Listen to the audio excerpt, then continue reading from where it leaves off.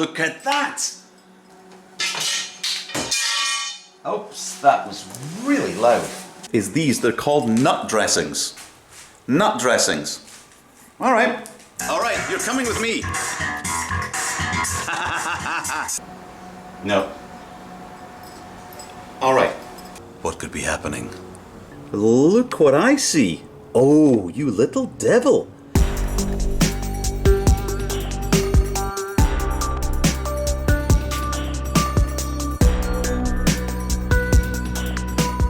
Well, hello everyone. Here we are at episode 10. I can't believe it. Yes, it's still taking me way longer. There's been a lot of work in between, and so I'm literally out of sync by many, many months. Quite a few months. I physically look different, I believe, than when we started this project. Anyhow, we're on a roll. The machine is physically kind of working now. It's in a good space. I'm testing more of the stuff that the machine can do and finding out that more things are actually working, which is great, as you'll see coming along. Great. So that's good. Now, what we don't have is a mouse. I still don't have a mouse working. So I'm limited to what I can do and what I can't do until I get a mouse and the proper keyboard working together. That is upcoming. Also, right now I'm using a drive image, like a copied image of Steve's image, but I'm using his SCSI to SD card assembly. I've got to make my own, I've got to mount that, I've got to make my own and cable it and make it all nice, right? Which is great. I've got to then start on the front panel and do all the measurements and then figure out how I'm going to cover it or screen print it or how I'm going to etch it or paint it, whatever, I don't know. That's still to figure out. And then also the hinges and the brackets from the front panel, I've still got to do all those too. And then of course, I've got to actually get more sound to come out of it. Right now I'm limited by the amount of cards that I've got in the machine, which is a bit of a deal. And then of course I've got to actually get it rack mounted. It's a rack mount machine. I need to figure out how I'm going to mount all this stuff. And then, kind of finish up all the bits and pieces. There's still a lot to be done, but there's a lot we're going to cover in this episode. So sit back and relax, and here's episode 10. All right. So I've decided at this point that these five channel cards are fine. Why? Because that gives me 2, 4, 6, 8, 10 outputs, and the amount of working 331 output cards gives me 10 channels. So for the foreseeable future, that's all I'm going to have anyway. So I may as well get onto it and then see later on about getting more channel cards working, getting more memory into it. That's a solvable problem because I know that the 32 meg single card option works. And I think I'll be able to get this memory card working, so that's no problem. But the next stage is to now, I've started putting it back together again. Have a little look. Ta-da! Right? And then I realized that one of the issues I was having was that RS wasn't working. I don't know why, but RS stopped working. And I don't know why, because now I've found that if I type in CMI 11, it will load. Now, CMI 11 is slower than CMI 9, apparently, although I'm not seeing much difference here right now. But the great thing about it is that RS just loads up straight away. Okay, this is future Chris talking. Again, we do know why this happens with these cards, okay? It's the same card that was causing the channel cards not to work. Now, I didn't know at the time, but it was a different version, and they needed the newer version of the software, version 11, to allow RS to run. The learnings. But anyway, now we know. So it's no secret, it's no mystery. I know what it is now, just this was filmed a little while ago. Now that RS is finally working, it does allow me to concentrate on trying other parts of the machine and other bits of the software. I'll let Chris explain. Let's have a look at the back of the output board of the Fairlight, because there's something that I need to check. So this is what's going to be facing backwards at the back. Some people have them mounted forwards to look cool, but this is going to be mounted backwards because I don't really need to see this once it's going. But this is the output stage, and this blank plate here is where the sampler will go. Now, I've actually still got work to do on this. I know this is going to be coming apart again, so I have no problem there. I've got to add a 10-pin connector to bring the power supply down. Then I've also got to change the power supply out and get something that can give me a clean, and I think it's going to need to be an analog toroidal kind of transformer to do that. Then later on I know I've got more cards to put in, and so I've still got some work to do here, no problem at all.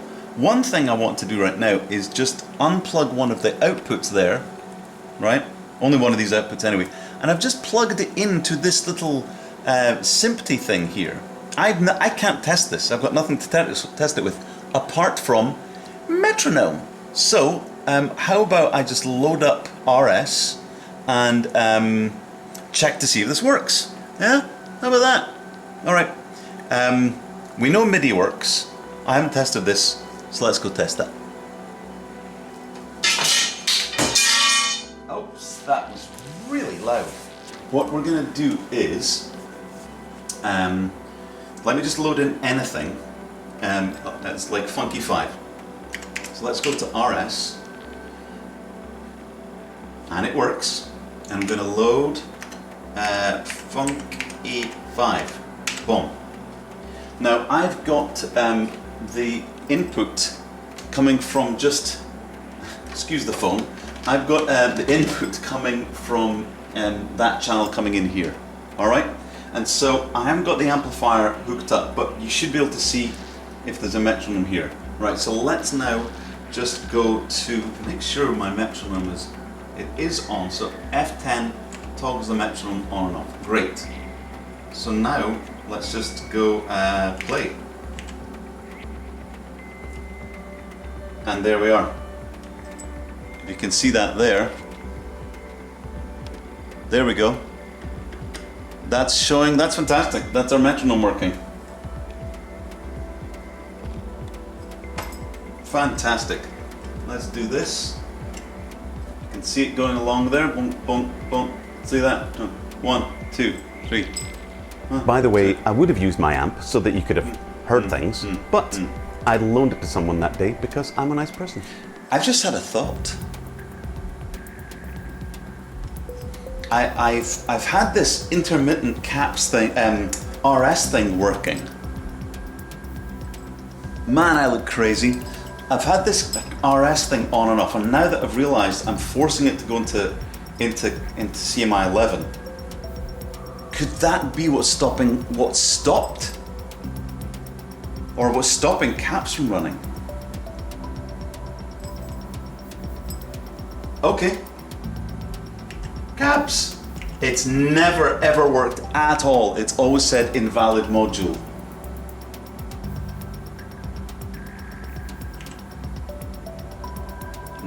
Oh! Haha! Look at that! Yes! Oh, this is wonderful! Oh man! So I had a question on the Fairlight forum before about caps, and now I can answer it with my own machine. Wow! Alright, does it work? Can you press play and things? Oh, no opus file. Alright, okay. So I need to go new. We're gonna call it fart. And fart. Did it work? Oh, that's interesting. I'm writing a file, and it's really taking its time.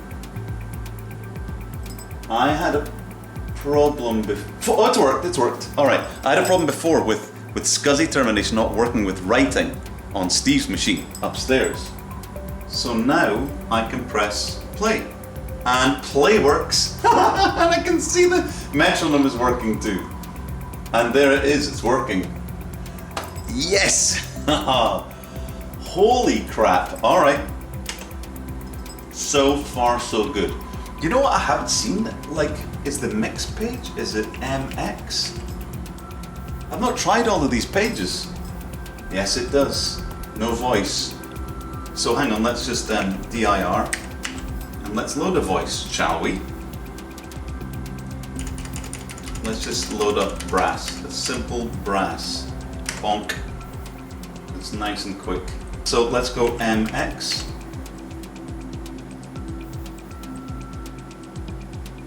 Yep. All works. Press F2, source. No source sub voice. Can't remember I used this one. Doesn't matter. Do these have things? Oh, look at that. Oh, just wonderful. I can't wait to try this stuff. All right. We are really making a great headway here. So let's just quit this. So now what we've got the SCSI, the SCSI to SD. I've got to re-emulate that on my SCSI to SD, not using Steve's. I've got to get a front plate that can hold the little on-off, the little switches, and then I've also got these little posts here to hold the SCSI to SD card. So I've got to get that plate made, and then on top of that I've got to get hinges and figure out how to get all the metalwork so that it actually closes. That's going to be an interesting one. I've got to make the 19-inch rack ears so it can actually be mounted somewhere, and I've never tested the mouse. I've not got the mouse working, so I know that I've got to still get more different voltages to go to from the analog cage power supply, because it's even if I connect the little keyboard thing that Andre made to allow you to plug in a mouse and a keyboard, it doesn't work because it doesn't have the right voltages. So there's that to do. So there's still a considerable amount to do, but it's working with 8 megs of RAM. That's all. It's 8 instead of 32 megs of RAM, and 9 voices. I know that other one doesn't work. 9 voices that work going out of it. So it's like half a CMI right now. But it's working. So onward. You know, I remember having when I had my job at Digital Domain, my signature file, when people did signature files back in the day, was the last 10% of the job is 90% of the work.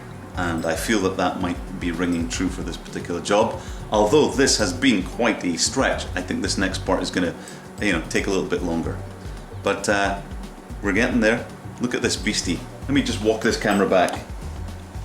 Look at this thing, looking all proper. So proud of itself now. Look at that. It's like a proper Fairlight with a Fairlight face on it. It just needs the front plate.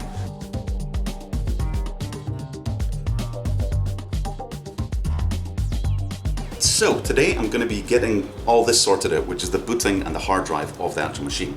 Now so far what I've been doing, I've been running with this one, which is from Steve's Fairlight CMI, and I took his card, immediately cloned it, a bit for bit clone, and put in one of my cards and put that into this, so that wasn't damaging or doing anything to his system. Boom.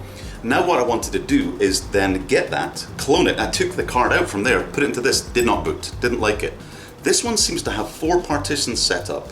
But it only seems to be, when you clone the card, it only seems to be doing, I don't know, it doesn't seem to be cloning the partitions. The upshot is that I've got to figure out how to take the data from this cloned card, or back it up somewhere and re-image this properly so that this boots correctly. And so far, it's not working.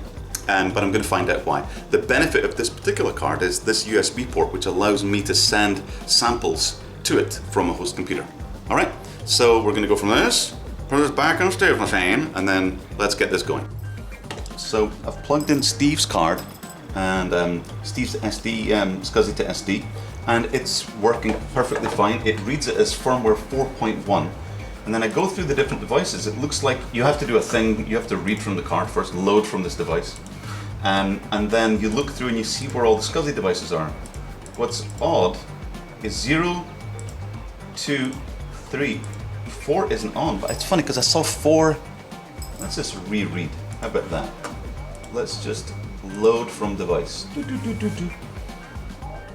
Reading flash array row 1. So done. So now when I look through it, it actually says SCSI terminator, but it's for 5 pattern.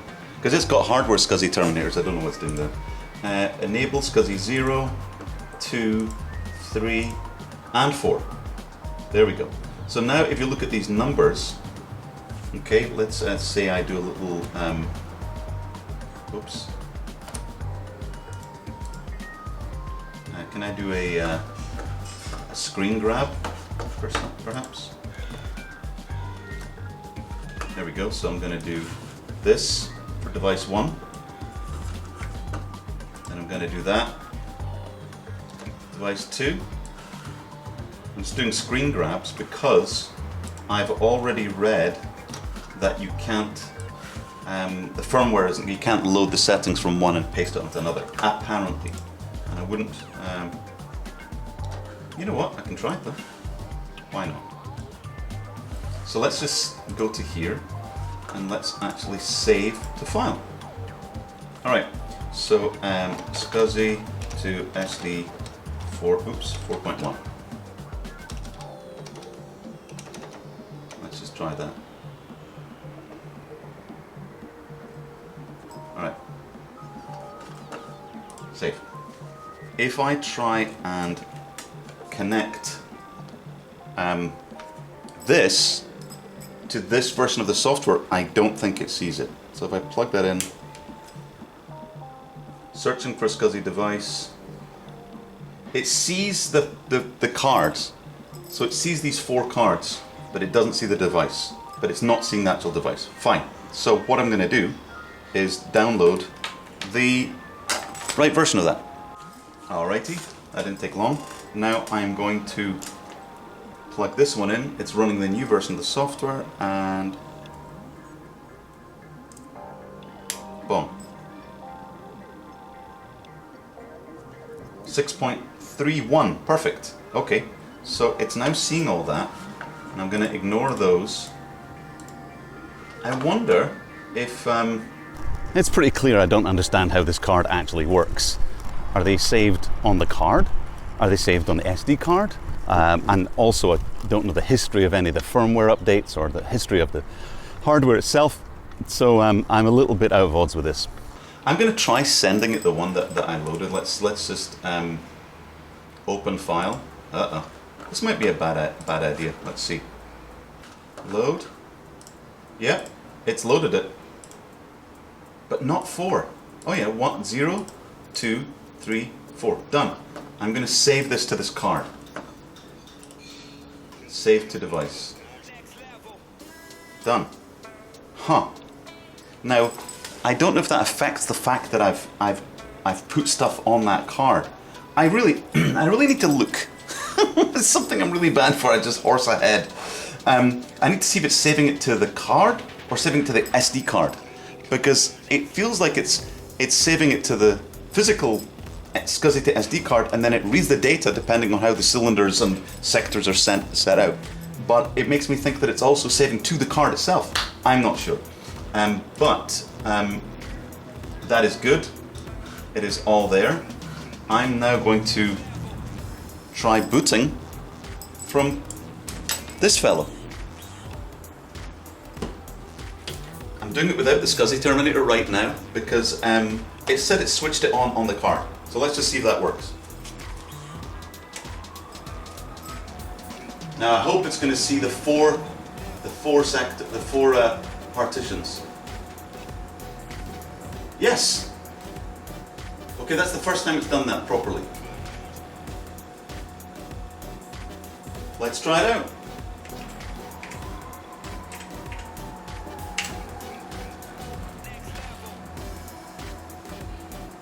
No. All right. Now, I'm going to load this back up. I'm now going to try it with changing that. There's a value at the beginning, which is like some SCSI thing, and I think that should be set to 0. All right, we're having a lot of non-booting. It gets so far and then it errors out. But when I put in this one, it's fine.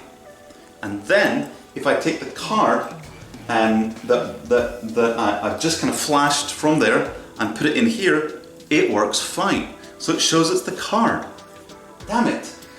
However, there's one setting that I haven't changed, and it makes me think maybe this card is too new. So let's connect it back up. I've got a feeling it's the speed. So let's try that. Okay, so I've got this connected back up. Now, this no limit safe. I don't think it's safe. So I'm going to put this to sync 10 megabits, right? I don't like to look at the less reliable. Let's just put that there. But this selection delay also, I'm thinking it could be I don't know. I'm trying it at 0, right? So now let's save that. And let's save that and let's try that. I might be wrong, I might be very wrong. I have been known to be wrong. And I've got no reason that this is going to work. All right, let's try. What could be happening? An auspicious moment? Who knows? Something irreverent. Something beautiful. All right, let's do this. So, I'm taking this board, and I think I'm not going to plug in the SCSI terminator, because I've now successfully reloaded this back in, and I saw that the terminator was on, so it should be good. And for me to mount it inside the computer, inside the Fairlight chassis, I can't have the terminator. It won't be space. So let's just try this on its own, without the terminator. All right, it's a normal boot process. Nothing surprising here. Good. So far the same as before. Oh, is that new? I'm getting confused. Did it boot like this with this card? I don't think I've ever had it coming with that. This is a great sign. All right, let's try it.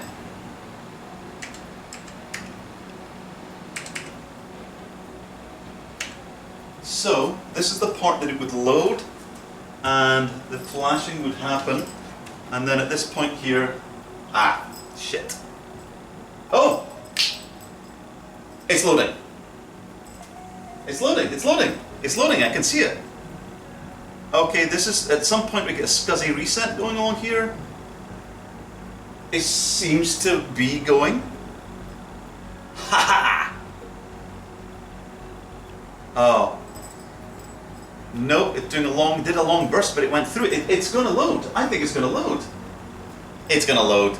It's going to load. I can feel it. There's nothing stopping it now. It's like normal. And it did load. There we go. No beep. I thought you would beep. Don't usually beep. That's fantastic. All right. We've now got it loading with the card. Let's go further. Let's load a system. Boom. Actually, I'm going to load this. It's going to run out of memory.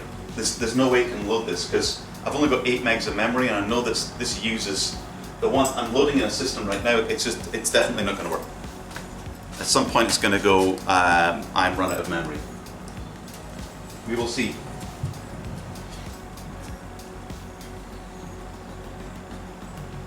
Loading Saxtron L12.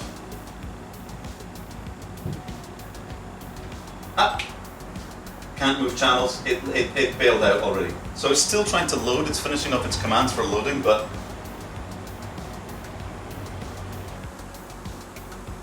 it's not. It's run out of memory. Okay, let's do. Let's load in something. Let's go RS. Funky 5. Let's go load Funky 5. Boom. This is the first time I'm going to be actually loading up a good amount of sound with a good amount of channels, even though they need calibrated for sure. This is it. This is happening. I know it's going to play. I don't know what it's going to sound like. But this is the moment that I've kind of been waiting for in terms of seeing a complete machine and having it running. This is it. So, I really don't know what to feel about this. Play.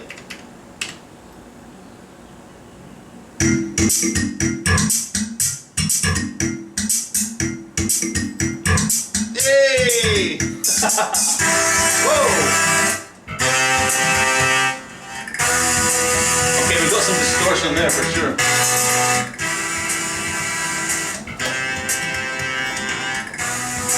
All right.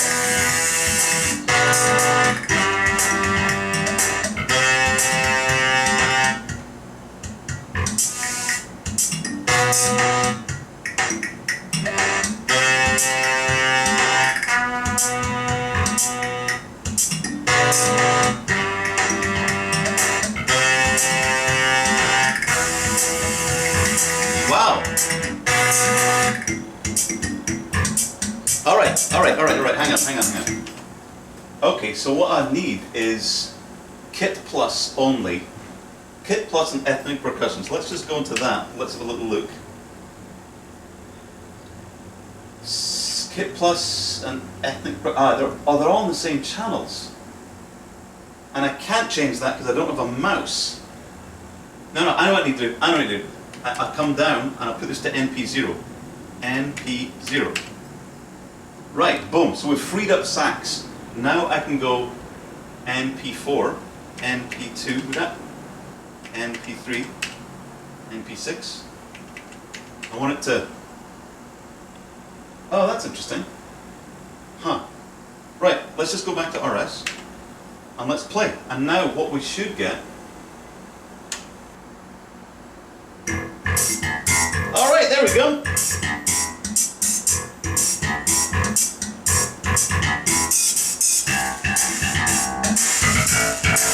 Alright, you're coming with me. Proper audio.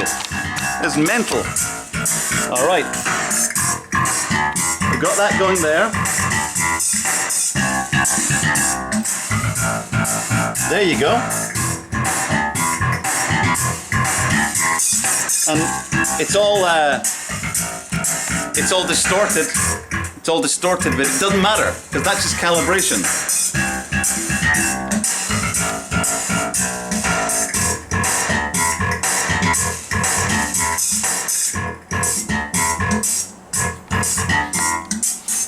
Isn't that wonderful?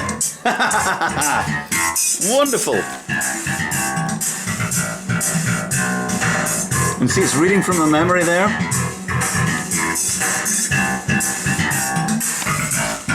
That is just fantastic. Right. I'm kind of speechless. So what we've got to do now still is calibrate. We've still got to get voltage coming out of this so it can power and get the mouse stuff working. Peter tells me I can hang up a mouse to this thing and it should work, but I haven't seen that working yet.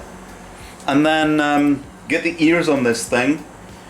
And then that's it. Wow, I didn't see that one coming. I didn't know I was going to press play.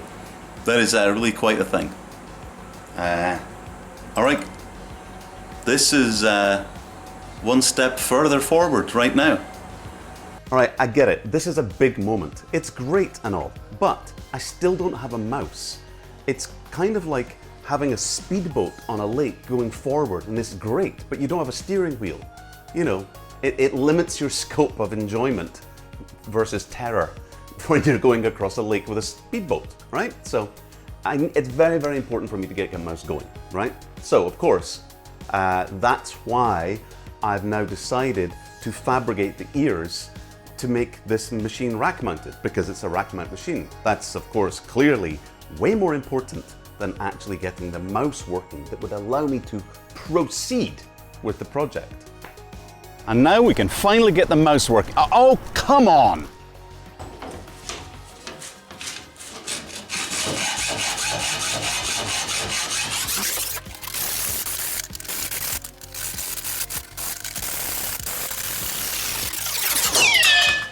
Ta-da! Welcome to the high-tech workshop area. This is all of this is, it's like Egyptians. It's so exacting and everything's so precise. It's really quite incredible. When you see the precision, there's NASA landing on Mars, and then there's this in terms of precision. Really, it's quite incredible the level that I get down to here. Oops.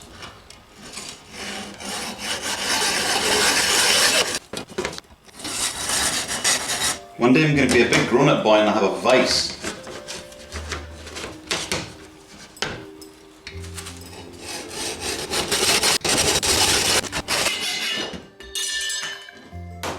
Done.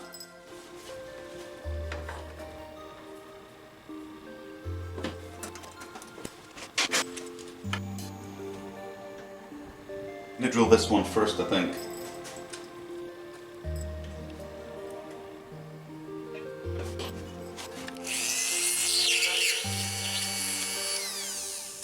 Now, bigger drill.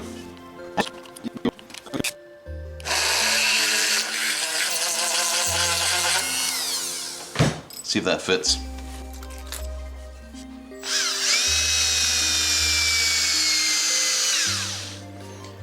Dead battery. Damn it! Okay, drill.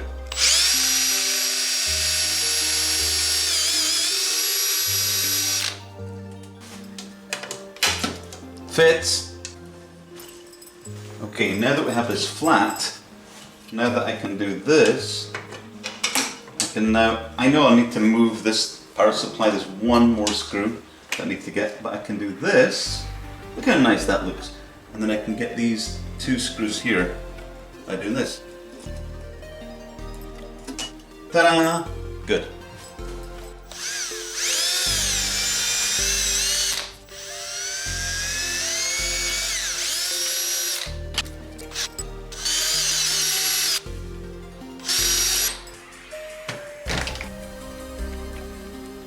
Deburr.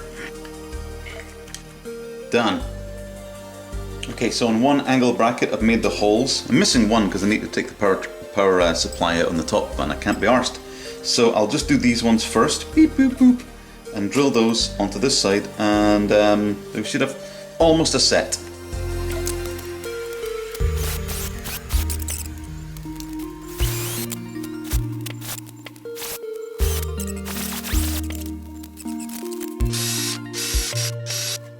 Alrighty, so I'm going to be, I've marked these.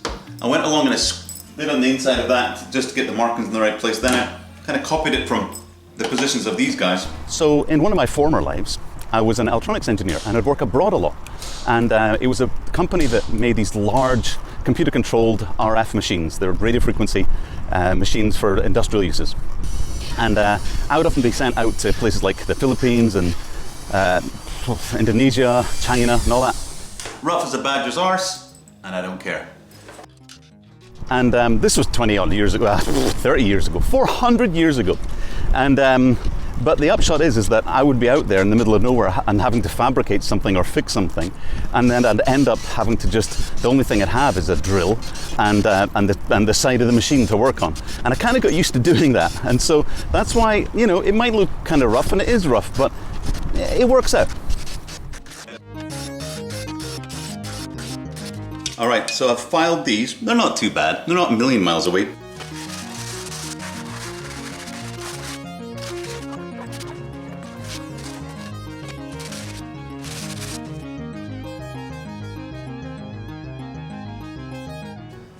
Welcome to the Cris Blyth paint department. It's very, very, as you can see, this is a modern standard place that we're at here. I'm going to be applying a little bit of resin spray onto this. See if it makes it look nice.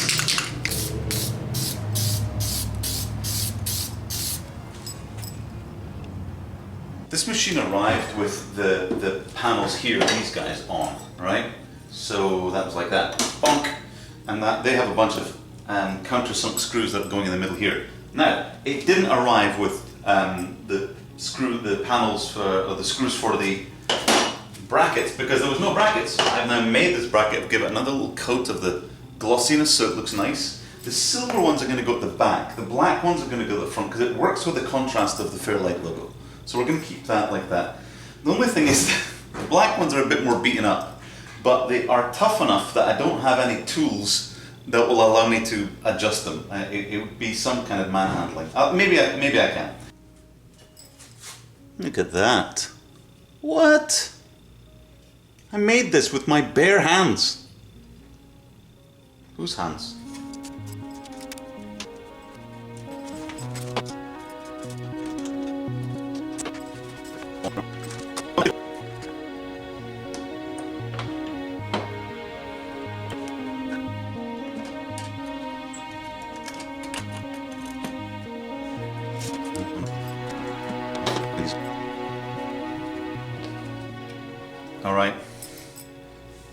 This doesn't look too bad at all. Nice, nice. And that plugs in there. Alright. We now have nice rack mount brackets on this thing. Wow, it's actually happening.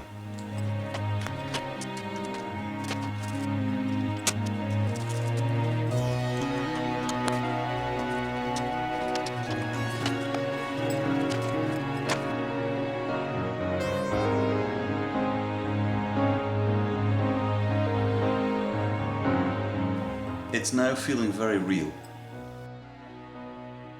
Okay, now to the mouse. Oh wait, hinges, I could do that. Alright, of course I could buy these, but because it's a personal project, I want to do as much as I can myself. So of course now I'm going to go and model these in 3D like an idiot and print them out. Because, you know, let's just make life way more difficult than buying them. Have a look. Oh, and it is just about finished. It is at 93%, and you can see what it's printing out there. It's just slowly doing its thing. I have no idea. And what else I'm doing at the moment is I've taken this all apart again. I'm going to be adding another 15 or 18 volts onto the 354 card so that it puts out the right voltage out of this. This will do two things. One, it would probably power the Fairlight Alpha, the pre-keyboard, if I was going to connect that. But also, I'm getting one of the little boxes that allows you to connect a normal USB and a USB keyboard and mouse. Right now, I need to get into the menu system of this, apparently Andre tells me, so that I can switch on mouse support. Because right now I'm not seeing anything. I've got this, I've tried a serial mouse, I've tried a USB and serial mouse, I've tried PS2 mouse, nothing's working, so it might be the menu. And so if I get that going, this might work straight away, which is great. But I'm going to add on the power supply now so that I don't have to do it later. And then the last thing I'm going to be ordering is these. They're called nut dressings. Nut dressings. All right. Oh, and the other thing I've got to do is these the 19-inch rack mount things. I've done some holes and they fit and all that. I've got to make the front holes so they actually go in. The printer has been printing. Let's see what we have. Look at these. Look at that.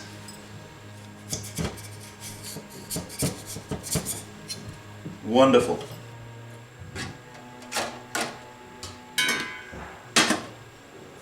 Five minutes should do it. Let's see what we have here. All right. So, these are looking pretty good. This flat one looks great, actually. Look at that. Now, I've got errors. Okay, I can see major errors around the side here. That's because it's flat and the overhangs aren't good.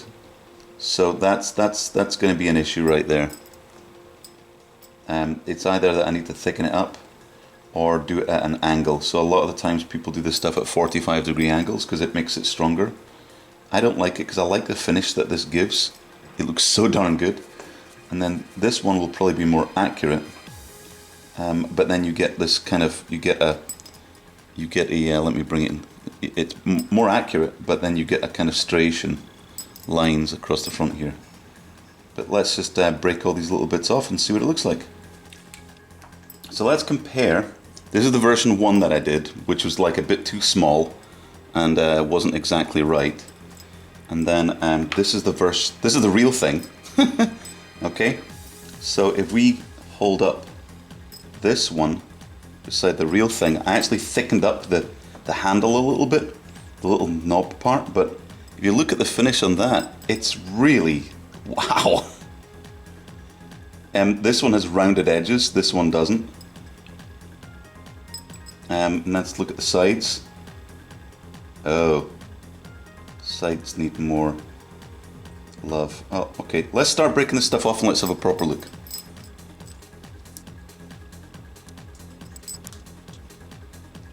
Okay, so the overhang, that's the only thing, is that the overhang didn't quite work on this. So you got these little layers which kind of slough off. Yeah, this might not be a contender. We will have to see once I've got all this crap removed. Right, I guess this would actually be okay. This is looking a bit funny in here. It's weird lump. That's, again, that's because of the overhang. It can't print that so cleanly. And I guess I just snip off these last little bits. But, so before I bake these, and I like to just get rid of all the excess material, stuff that we don't need. Because it's, when you bake it, it just gets hard and it builds in the tensions. So it's always good just to get all these little excess bits off beforehand. All right, it's not bad at all. So these guys were vertical. They look much, much better. They look so clean. They just don't have the finish. So let's just snap off these bits here.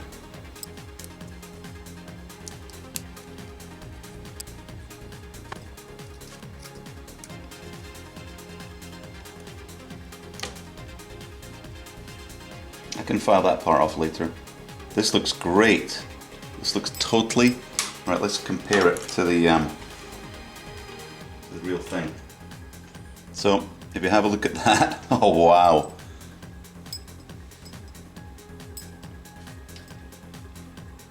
Look at that. This isn't bad at all. Look. Alright. Okay. Mine has actually got a higher... This distance here is wrong. How come I got that wrong? The overall height looks correct. Ah, you know what? I don't know how I've got that wrong. But I guess that we'll soon see when... look at that. This is wrong by a couple of millimeters. This gap. Ah ha ha! This might not fit. In fact, it won't fit. There you go, there's an error. So I'm going to be reprinting these. So I'll be on to version 3. And I think on version 3 it's clear I do them vertical. Oh, that looks really good. But yeah, that distance is the only thing that's wrong now. Which is fine.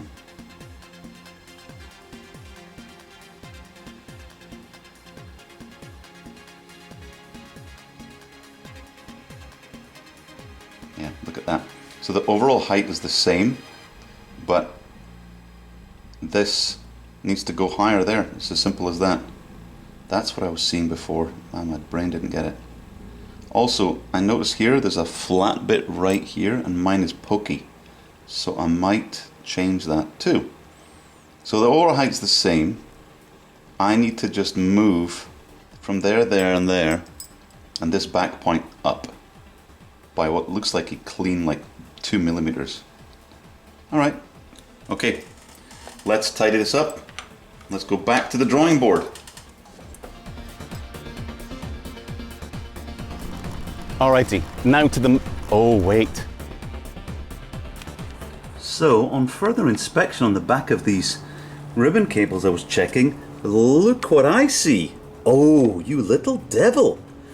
It looks like pin 1 is cut. Now pin 1 is pin 1 of the CMI 28 card, I believe. Yes, it is. Right, that one there. If I pull that, that's the cable that moves, right? Hello, bonk. So that's this cable here. All right, which is this guy. It's not this guy. It's this guy.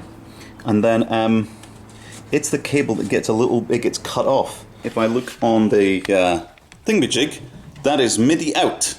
So yeah, I think at some point I will need MIDI out on this.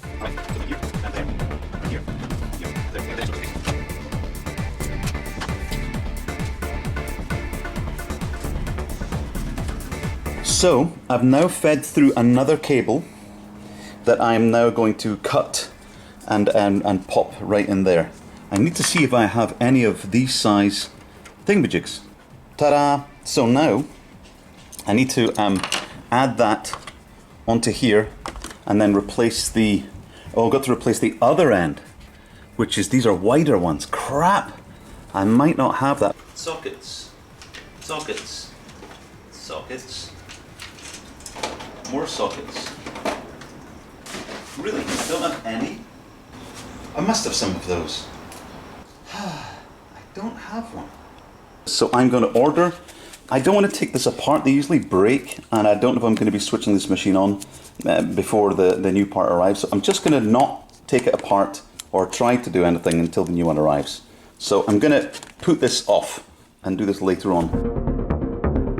Okay, the right width connections have arrived, and this will allow me to take this SMPTE MIDI cable. I've got the replacement made right here. It's all good to go. And then now all I've got to do is actually add on the connector.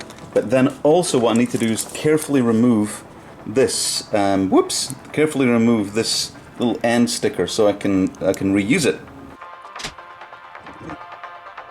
This one is being more stubborn, so I'm actually just going to take the label off.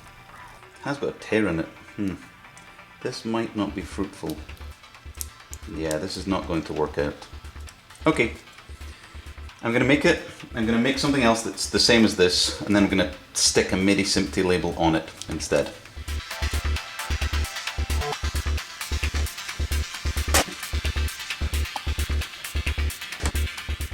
See if this fits. Look at that, shiny on the outside. Perfect. Okay, there we go.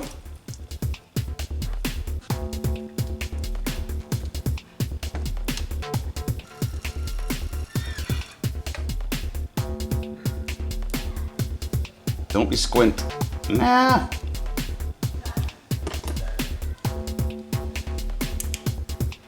Be straight. Well, that's better. Nice and neat. Okay, so now it's time to finally get to the... Oh, wait, the 3D printer. You hear that? Funny noise there?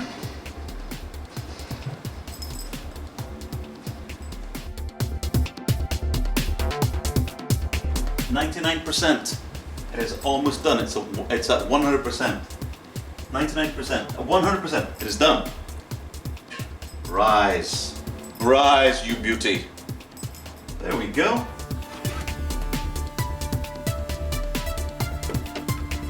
Look at that. Not bad at all. Okay, let's get these off of here and get them into the cleaner.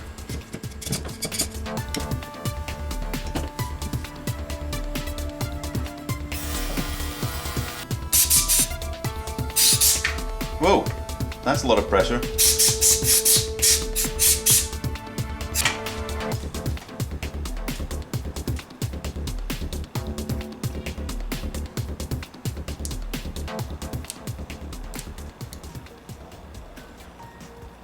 Actually, wow, just falls right out. Snap off these little extra bits, which were actually part of the model.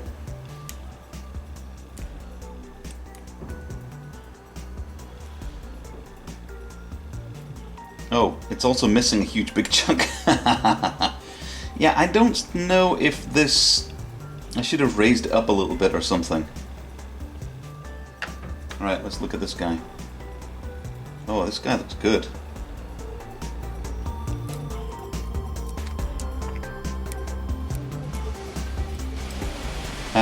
This looks good.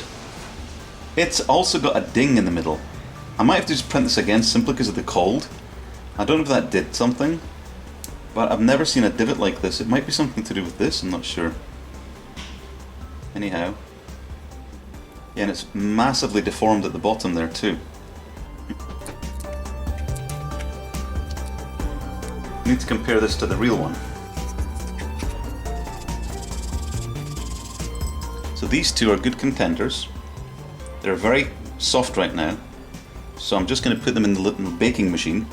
It is basically an LED light, UV, 432 nanometers, whatever it is, a plastic bucket with a, solar powered rotating tray. Total investment, I think, $10. So I'll pop these down in here, and then when I put this on top, it sits and rotates.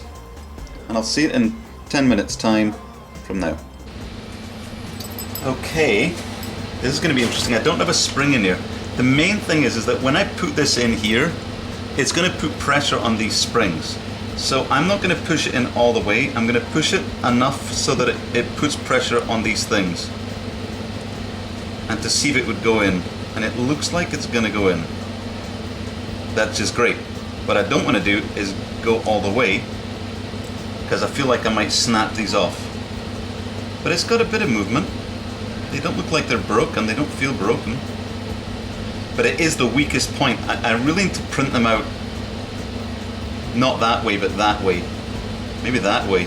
Oh, I didn't think of that, did I? I'm going to try that now. I'm going to try printing it a different way. I need to print them out in a way that's going to give strength to them, because right now it's at the weakest way, because they're stacked that way.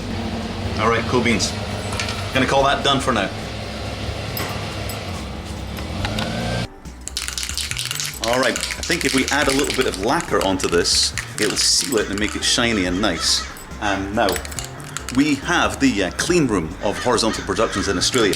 Now we have the very clean spray booth, which is my trash can, with a piece of thing screwed onto the top there. Taped, with blue tape no less. And I pop this on the top here.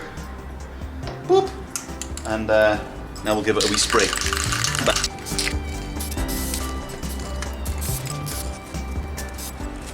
And they said those years at art college were waste. I'm calling that done. Okay, that was a lot.